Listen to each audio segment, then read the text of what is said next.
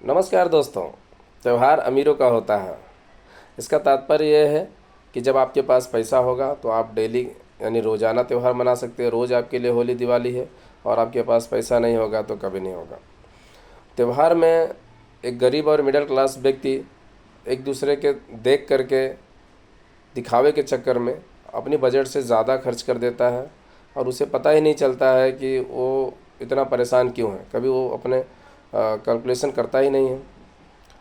Mostly 15 से 20 हज़ार salary पाने वाला व्यक्ति उस 15 से 20 हज़ार में अपने घर का पूरा खर्चा, राशन, मोबाइल का बिल, इलेक्ट्रिसिटी बिल, बच्चों का स्कूल का फ़ीस, रूम रेंट वगैरह वगैरह वगैरह सारी चीज़ें खर्च करता है।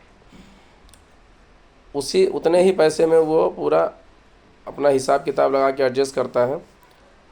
लेकिन साल भर में ऐसे 8 से 10 त्यौहार या ऐसा फेस्टिवल या ऐसे ओकेशन आ जाते हैं, जैसे बर्थडे हो गए, एनिवर्सरी हो गया।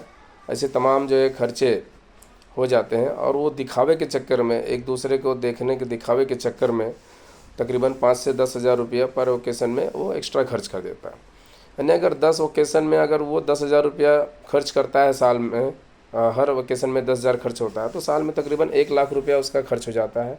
और 1 लाख रुपया अगर 12 महीने में जो है अगर भागे किया जाए तो लगभग उसका 7 से 8 हज़ार रुपया, 8 से 8.5 हज़ार रुपया एक्स्ट्रा एक्सपेंस हो जाता है। अब बात यह है कि 15 से 20 हज़ार रुपया सैलरी पाने वाला है, कमाने वाला व्यक्ति उसी हिसाब से अपना घर मैनेज करता है। ये 8 हज़ार से 10 हज़ार, 8 हज़ार, 8.5 हज़ार जो एक्स्ट्रा उसका बर्डन हो जाता है, वो कहीं ना कहीं उसके ऊपर धीरे धीरे धीरे धीरे लायबिलिटी बढ़ती जाती है और कहीं ना कहीं वो कर्ज में डूबते जाता है।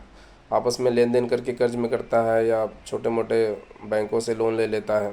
और धीरे धीरे ये जब उसको पता चलता है 3 से 5 साल के बाद, तो मालूम पड़ता है कि 4 से 5 लाख रुपया में वो डूब गया। क्योंकि उसके जो भी वो लेन देन आपस में करता है या बैंकों से लोन वगैरह लेता है या कुछ कर्जे लेते हैं तो इंटरेस्ट भी बढ़ता है और धीरे धीरे लायबिलिटी उसके ऊपर बढ़ती जाती है, पता नहीं चलता है। 4 से 5 साल जाते जाते उसके ऊपर 5 से 10 लाख, 5-6 लाख, 8 लाख रुपया भी कर्जा हो जाता है और उसमें वो परेशान हो जाता है।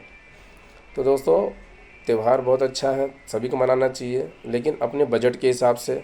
आपका बजट देखिए, आपके पास एक्स्ट्रा पैसा है तो उसी हिसाब से आप जो है खर्च कीजिए।